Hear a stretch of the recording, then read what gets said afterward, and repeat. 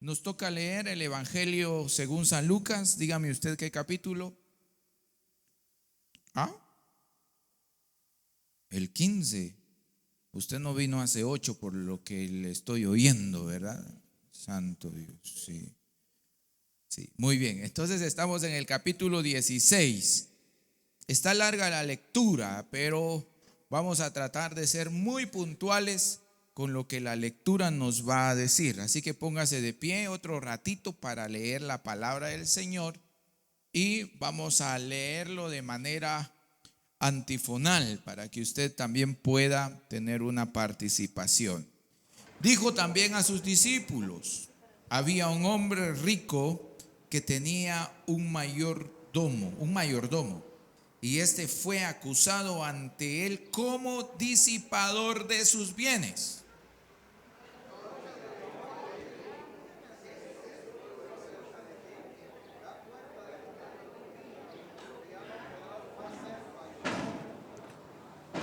Entonces el mayordomo dijo para sí: ¿qué haré? Porque mi amo me quita la mayordomía. Cavar no puedo, mendigar me da vergüenza.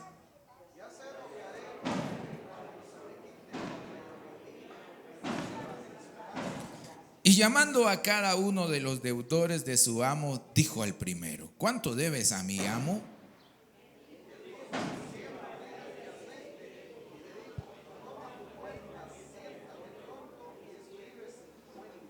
Después dijo a otro: ¿y tú cuánto debes? Y él dijo: 100 medidas de trigo. Él le dijo: toma tu cuenta y escribe 80.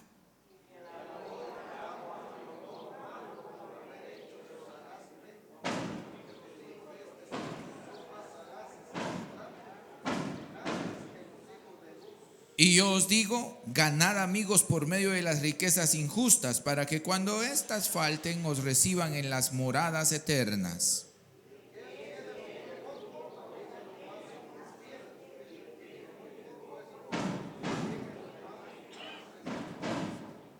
Pues si en las riquezas injustas no fuisteis fieles, ¿quién os confiará lo verdadero?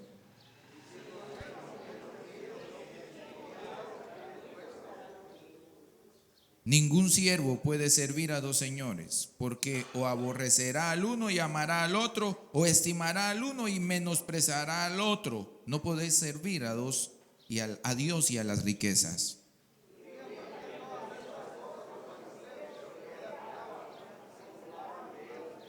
Entonces les dijo: todos vosotros sois los que os justificáis a vosotros mismos delante de los hombres, mas Dios conoce vuestros corazones, porque lo que los hombres tienen por sublime delante de Dios es abominación. Puede sentarse.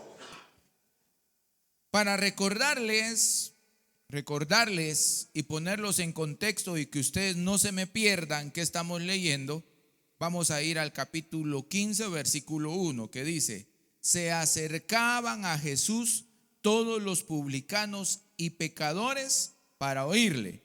Y los fariseos y los escribas murmuraban diciendo, ¿qué decían? Este a los pecadores recibe y con ellos comen. Y entonces dijimos que este es el problema. El problema se resume en 2 versículos. Ahí está. Los fariseos acusaban a Jesús porque él se relacionaba con los pecadores y los publicanos. Dijimos y aclaramos que este versículo no nos da permiso para que nosotros hagamos lo que hacen los pecadores y los publicanos. Todo lo contrario. Jesús ahora empieza a explicar y a justificar por qué es que a él lo veían comer con publicanos y con pecadores, ¿sí? Entonces a él le ponen y le dicen: bueno, Jesús, aquí esto no es posible, estás comiendo con pecadores. Ese Jesús, saber qué tipo de persona será, no es quien dice ser, porque come con los pecadores, porque come con los publicanos. Y explicamos quiénes eran ellos, no voy a repetirlo. Pero Jesús les responde, y les responde con casos de la vida real o temas que ellos manejaban re bien. Por ejemplo, les habla la parábola o les contesta con una pregunta. La primera pregunta fue: si ustedes no pierden una de sus ovejas, se les queda perdidas por ahí, ¿no la van a buscar? Claro que la van a buscar. Y cuando ustedes la encuentran, regresan y le dicen a sus vecinos: encontré a mi oveja, regocíjense conmigo. Y él les dice: claro que ustedes hacen fiesta por haber encontrado a su oveja. Luego les dice: ¿acaso cuando una mujer no pierde dinero? ¿Cuántos han perdido dinero aquí? Solo yo. Bueno.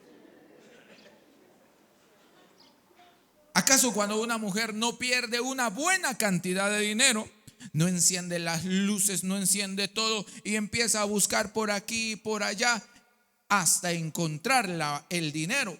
Y cuando encuentra el dinero que se había perdido, entonces se va y le dice a sus vecinas: encontré el dinero, celebren conmigo porque se había perdido.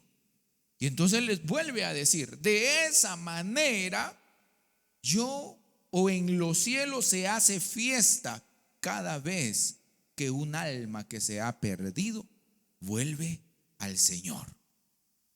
Entonces Jesús está justificando por qué Él está comiendo con los publicanos y está comiendo con los pecadores, porque Jesús anda en busca de lo perdido.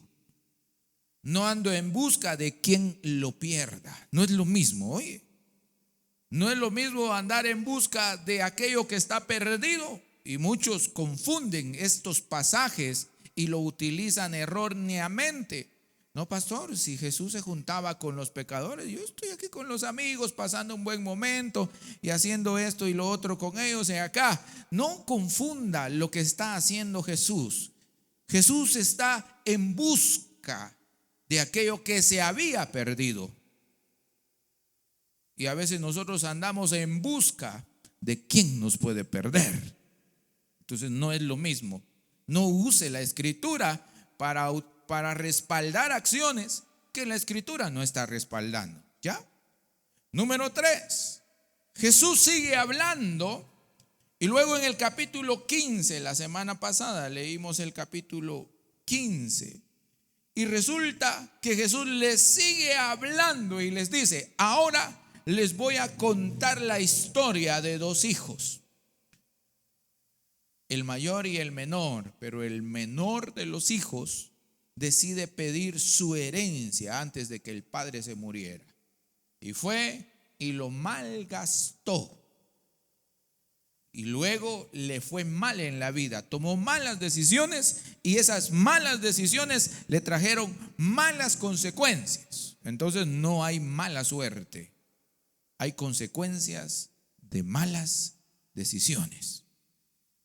Pero este muchacho tuvo un proceso en el que fue reaccionando, porque Jesús dice: y llega un momento en donde este muchacho vuelve en sí.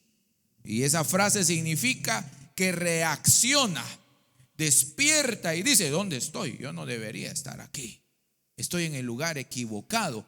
Y regresa en sí y dice: si en casa de mi padre hay tanta comida que los jornaleros y los trabajadores están comiendo mejor que yo este día. Y toma una acción de regresar. Entonces explicamos que en los primeros dos ejemplos Jesús dijo o Jesús dice: una oveja se puede quedar perdida cuando va con el rebaño y entonces hay que ir a buscar a la oveja. Pero en el caso del hijo que se va, ¿qué pasa con el hijo que se va? ¿El padre lo salió a buscar? No. ¿Qué hizo el padre? Se sentó a esperar a que regresara. Entonces son dos cosas distintas. Una cosa es cuando la oveja de alguna manera se perdió del rebaño porque el rebaño venía de regreso al corral o al redil. Venía de regreso y se quedó perdida por ahí. Y otra cosa es cuando la oveja o cuando el hijo, porque aquí ya no usa oveja ni moneda, usa el hijo, se quiere ir y abandonar la casa del padre. Y cuando abandona la casa del padre se va. Y el padre no lo va a buscar, porque él decidió irse. Él pidió lo suyo y se fue. Pero destacamos una verdad que está en la oveja, en la moneda, y está en la historia del padre, o la parábola del hijo que se fue y la del padre. Jesús utiliza estas tres narraciones para justificar que Él está en la mesa con los pecadores y con los publicanos. No debemos perder ese hilo, mi querido hermano. Cuando usted lea estos pasajes, no debe perder ese hilo de que Jesús está respondiendo a una acusación del por qué se sentaba con los pecadores y los publicanos. Entonces Jesús, en otras palabras, les está queriendo decir: es que ustedes no van a entender el amor del Padre por lo que se ha perdido. Ustedes no están entendiendo la labor del Padre por aquellos que están perdidos y que hay que buscarlos. Pero también resalta que el Padre siempre va a estar esperando aquello que se fue. Y entonces cuando el padre se encuentra con el hijo mayor que le dice: yo he estado aquí, no me has dado nada. No te has dado cuenta que todo esto es tuyo, es diferente. No has entendido en dónde estás, le dicen al hijo mayor. Eso es para ustedes. Sí. Que despertemos para valorar de que el Padre ya nos tiene en una posición maravillosa, y que a veces nosotros estamos reclamando: ¿y por qué no haces fiesta por mí? Solo por el pecador que viene. Y el padre le responde al hijo mayor: pero si todo esto es tuyo, no sé por qué no lo disfrutas. Todo lo que tengo ya te pertenece. ¿Cuál es tu reclamo? Porque agarré tu oveja para celebrar la vida de tu hijo que ha venido. No. ¿Una qué? A tu hermano. Sí, muchas gracias. No sé qué dije. Entonces debemos reaccionar correctamente ante todo eso cada vez que alguien regresa al Padre. Usted, como hijo estable y fiel al Señor, no es menor. La Biblia nos presenta un panorama distinto. Lo otro común en estas tres narraciones de Jesús es que Él siempre habla: estaba perdido y lo encontramos. Se había perdido y lo encontramos.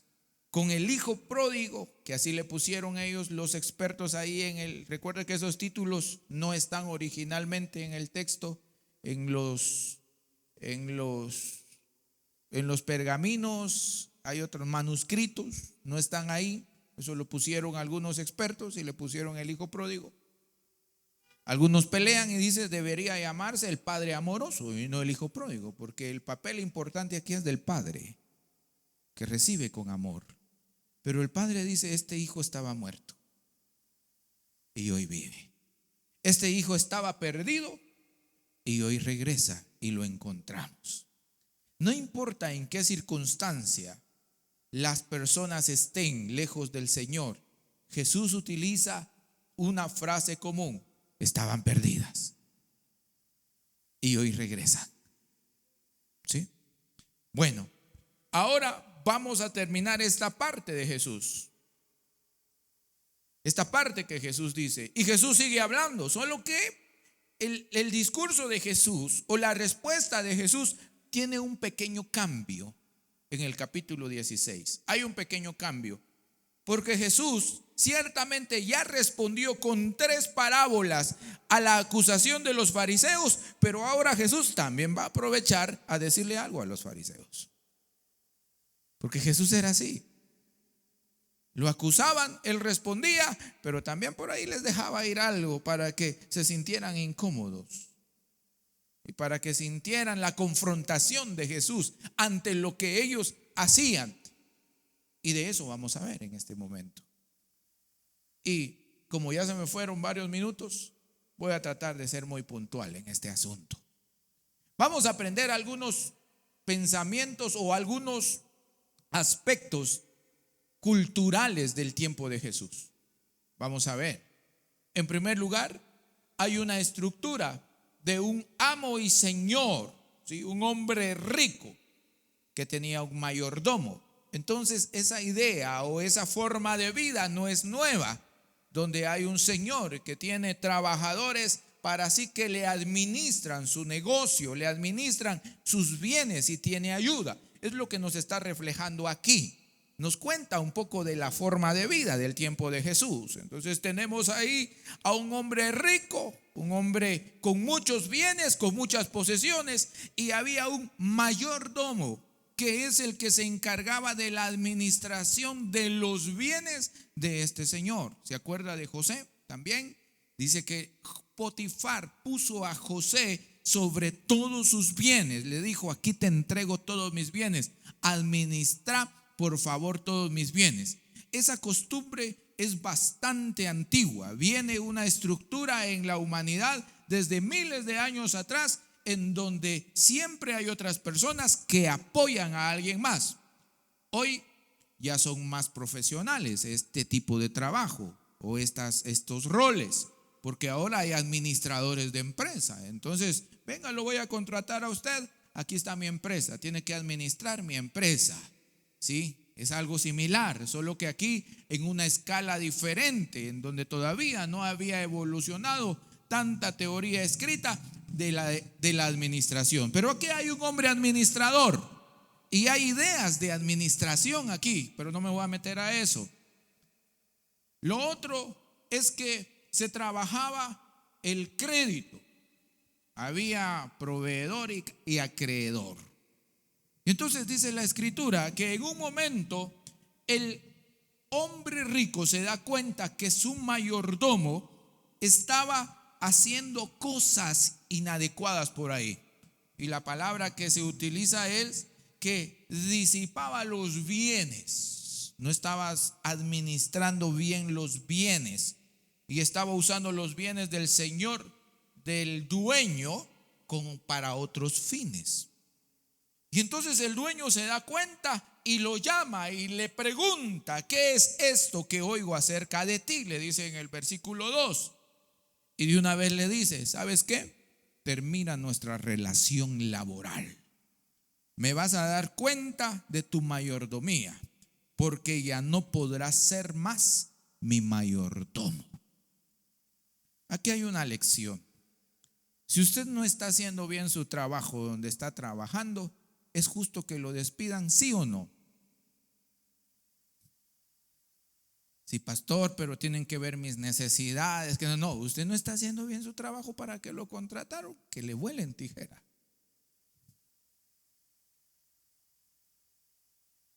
Eso pasaba y así ha funcionado en la humanidad. Porque a usted lo contratan para que haga su trabajo. Y le dicen esto, tiene que hacer. Estas son sus funciones. Y usted acepta y usted dice: está bien, esas son mis funciones. Y usted va a realizar sus funciones. Si lo quieren despedir por algo que no es parte de sus funciones, eso sí es otro tema. Mire, usted es mi administrador, pero va a cuidarme a mis hijos, por favor. Bueno, ahí sí ya puede dar brincos usted de la altura que quiere, ¿verdad? Porque no son parte de sus funciones. No es parte de lo que usted hacía, de lo que usted debía hacer. ¿Sí? Entonces, a este hombre lo van a despedir porque no hizo bien su trabajo. Empezó a tener acciones incorrectas dentro de su trabajo. Y yo voy a aprovechar a decir: haga bien su trabajo. ¿Sí? Haga bien su trabajo. Las funciones que le corresponde, haga bien. Lo que le corresponde a usted, hágalo con toda la pasión posible que pueda. Y algunos dicen: disfrútelo. Ahí no sé. Sí. Lo ideal sería que lo disfrute. Pero si no puede, hágalo bien. ¿Sí? Y sea un buen empleado. Ahora lo van a despedir. Entonces él se hace la pregunta que todos nos hacemos cuando sabemos que vamos a perder un trabajo. ¿Cuáles son las preguntas que se hace cuando usted sabe que de repente le pueden volar tijera? Hay corte, dice: pastor, en la empresa hay corte ahorita, hay ora por mí, por favor, porque saber qué va a pasar. Todos ya sabemos qué significa corte. Entonces ya empiezan a pensar, ¿verdad? Y empiezan a pensar, ¿qué voy a hacer? ¿A dónde voy a ir a conseguir trabajo? ¿Quién me va a contratar? ¿A dónde voy a ir? Pero este hombre tiene algunas preguntas. Dice, ¿qué haré? ¿Qué voy a hacer yo? Porque mi amo me quita la mayordomía, me quita el trabajo. ¿Y ahora qué voy a hacer yo? ¿A dónde voy a ir? Sí. Aquí en Guatemala vaya a buscar trabajo a otra empresa. Y él se pregunta y sigue diciendo, cavar no puedo. Eran como que los oficios más comunes del tiempo. Cavar no puedo. Hacer agujeros, pues, o hacer cosas, o sembrar, lo que sea, no puedo. Mendigar me da vergüenza. Y se queda pensando él, no, yo no voy a mendigar, vengo de ser mayordomo. El mayordomo no era cualquier trabajo, hermano. O sea, ser mayordomo era tener una posición alta dentro de un trabajo, dentro de una estructura, de una persona que tenía muchos bienes. No solo tenía bienes de su amo a su cargo, sino también tenía más gente que trabajaba con él. Él contrataba y se relacionaba con más personas a su alrededor. Y de ahí a pasar a mendigar, él dice, no, eso no es mío, yo no voy a mendigar. Y se pone a pensar. Y creo que todos caemos en esos pensamientos. Si me quedo sin este trabajo, ¿qué voy a hacer? ¿Qué merezco yo? ¿A dónde me voy a ir? Bueno, por dicha algunos son multioficios, ¿verdad? Saben hacer una cosa, saben hacer otra, saben hacer aquí, saben hacer allá. Y cualquier cosa por ahí les puede salir trabajo. Es bueno ser multioficios, hermano. ¿Sí? Porque uno tiene más opciones para encontrar en la vida. Ya sé lo que haré cuando se me quite la mayordomía, dijo él. Me reciban en sus casas y llamando a cada uno de los deudores de su amo, dijo al primero, ¿a cuántos llaman? Llama, por lo menos la Biblia nos registra 2. Un aspecto cultural que tenemos acá es que las deudas no eran de dinero. ¿De qué eran las deudas? Lea su Biblia. ¿De qué era? El primero que debía 100 barriles de aceite. ¿Es posible que él tuviera que devolver otros 100 barriles de aceite? O pagar financieramente 100 barriles de aceite. ¿Y la otra persona que debía? Muy bien, debía trigo, 100 medidas de trigo. Así se vendía el trigo, por medidas. No sé si en el mercado venden por medidas aquí. En la terminal sí. ¿Cuánto por la medida? Tanto. Sí. Pero lo cocina hoy porque mañana ya no sirve. Si una vez le aviso. Entonces hay medidas. Y todo se trabajaba bajo medidas. Y esa era la deuda. ¿Y cuál es la estrategia de este amo? Él dice, venga, ¿cuánto le debes a mi amo? Y uno le dice, le debo 100 barriles de aceite. Y él le dice, ¿sabes qué? Aquí está tu cuenta.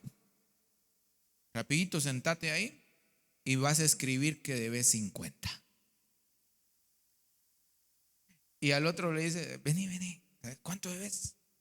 Yo debo 100 de trigo. Va, toma, escribí que debes 80. Andate. Y entonces el amo se da cuenta de lo que hizo este mayordomo. No sé qué dijo, todavía me echó gol. ¿Qué había pensado el amo? Pero el amo, que según Jesús, en la historia que construye Jesús o en la parábola que construye Jesús, el amo se queda viendo y dice, ¿qué pilas es este de verdad? Y alabó el amo la actitud o las acciones sagaces del mayordomo. Dijo, este sí sabe su trabajo.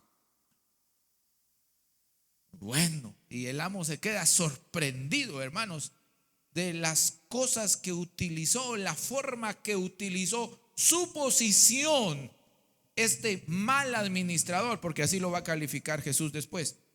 Este mal administrador, la posición en que estaba, lo utilizó para salir de ciertas circunstancias. Y entonces Jesús va a decir después, es que ustedes no entienden las estrategias que yo estoy utilizando. Si ese hombre que era mal administrador supo utilizar su posición para poder hacer amigos que después le fueran a tender la mano, cometió acciones tal vez incorrectas con el hecho de que cuando fuera despedido acá, lo recibieran en otro lado. Si él supo aprovechar de manera equivocada o de manera inadecuada su posición, Jesús les dice, ¿por qué yo no puedo aprovechar alguna estrategia si no estoy haciendo nada malo para alcanzar lo que se ha perdido? Entonces Jesús cuenta una nueva parábola. Esta es la última del tema, para decirles, hay que ser astutos en la vida. Y yo os digo, ganad amigos por medio de las riquezas injustas, para que cuando éstas falten, os reciban en las moradas eternas. Y luego Jesús sigue diciendo, el que es fiel en lo muy poco, también en lo más es fiel.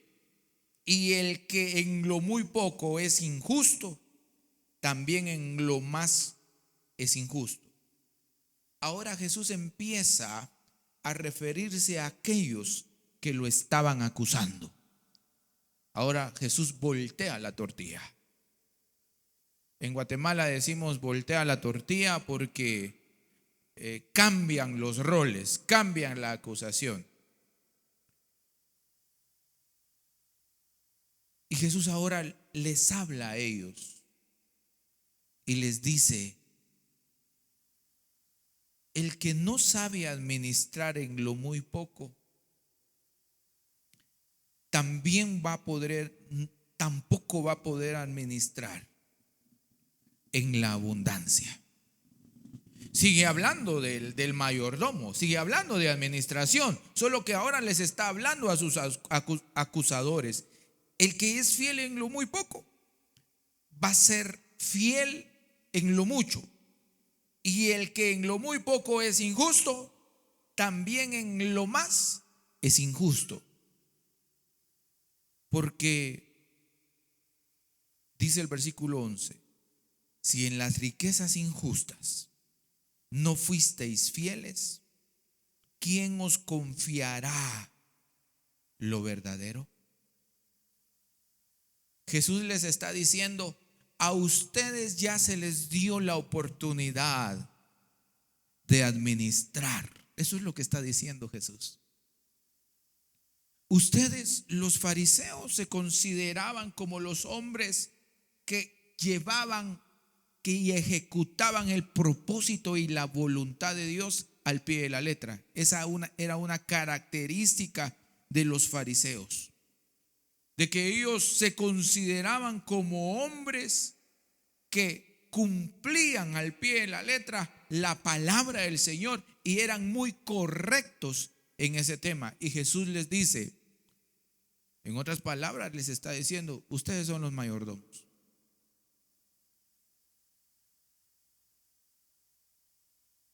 Y los tengo que despedir. Porque en lo poco no han sido fieles. Y mucho menos van a ser fieles en lo mucho. Versículo 21. Y si en lo ajeno no fuisteis fieles, ¿quién os dará lo que es vuestro? Jesús los sigue confrontando y esto era lo que les molestaba a los fariseos, que Jesús les decía, es que ustedes se jactan de algo que no han hecho bien. Se jactan de una tarea que no han llevado a cabo como debía ser. Versículo 13. Ningún siervo puede servir a dos señores, porque o aborrecerá al uno y amará al otro, o estimará al uno y menospreciará al otro. No podéis servir a Dios y a las riquezas. 14. Y oían también todas estas cosas los fariseos, que dice que eran avaros, y se burlaban de él. Jesús contó esta narrativa o narró esta parábola con una dedicación especial a los fariseos. Versículo 15. Entonces les dijo: vosotros sois los que os justificáis a vosotros mismos delante de los hombres, mas Dios conoce vuestros corazones, porque lo que los hombres tienen por sublime delante de Dios es abominación. Las conclusiones del capítulo 15 y capítulo 16, versículo 1 al 14, son sencillas. Jesús viene a buscar lo que se ha perdido. Y el Padre siempre va a recibir al que se ha ido. Pero hay algo más. Jesús tiene algo que decir para aquellos que administran su obra, aquellos que trabajan en el reino del Señor. Hay que ser buenos administradores de lo que hemos recibido del Señor. Los fariseos eran avaros, pero consideraban que eran personas que estaban haciendo bien su tarea. Y Jesús les dice: no pueden tener ustedes una doble moral. Pretender que están haciendo bien su trabajo para el Señor y a la misma vez ser avaros. No pueden hacer eso. Y Jesús los confronta. Jesús viene a salvar lo que se ha perdido. Ese es su trabajo. Y el capítulo 15 y la parte del 16 que leímos hasta ahora solo nos recuerda. Le podemos poner la oveja que se perdió, podemos hablar del dinero que se perdió, podemos hablar del hijo que se perdió. Pero si no está la figura del que va a buscar la oveja perdida, no hay historia de la oveja perdida. La oveja sería de verdad la oveja perdida. Debería ser la oveja encontrada. No sé si están de acuerdo conmigo. La moneda perdida, ¿no sería mejor la moneda encontrada? Porque esta historia, igual que la del hijo que se fue, no tendrían sentido si no hubiera alguien en esa historia que se dedique a buscarlas con amor. La moneda perdida no tendría sentido si no hubiera alguien que con mucha pasión y desesperación buscara ese dinero hasta encontrarla. La oveja perdida no tuviera sentido si después de ser encontrada, aquel que la fue a buscar la revisara primero, la tomara y luego la regresara, y todavía al estar de vuelta diga: vamos a hacer fiesta porque encontré la oveja que se perdió. El hijo que se fue y que ahora regresa no tuviera sentido, porque el papá hubiera dicho, así como se da en nuestra cultura y en nuestro tiempo: ah, regresaste, bueno, ahora vas a saber lo que es ser mi trabajador. Entonces esa historia no tendría sentido, porque le hubiera salido al muchacho: voy y le voy a decir a mi papá, pequé contra el cielo y contra ti, no merezco más ser llamado tu hijo. Tenés razón, mijo, así que vení y te me vas a trabajar. El papá pudo haber sido eso, ¿no? Porque pasa en la vida real, que aprenda, le voy a dar una buena lección y lo mandamos a eso. Entonces esa historia tendría otro final, pero esa historia está aquí porque hay un padre que tiene una actitud diferente. Entonces hay alguien que busca y que ama a la oveja, y no importa la hora que es, porque las ovejas regresaban a su corral en la tarde, ya cuando la noche iba a entrar. Y eso significa que el que iba a buscar a la oveja no le importaba el horario, tenía que irse en la oscuridad. No importaba a qué hora era, si se perdió el dinero, la mujer tenía que encender lámparas y todo, porque quería encontrar el dinero con tanta desesperación. Y el padre todos los días está esperando a que aquel hijo que se fue un día regrese. Y los tres hacen fiesta. Si no hay alguien que hace fiesta, no hay historia. Si no hay alguien que celebra, que cuenta lo que pasó, estas parábolas de Jesús no tuvieran sentido. ¿Qué es lo que nos enseña entonces? Con cuánto amor nos ha amado el Salvador a todos nosotros. Valore esa salvación. Póngase de pie.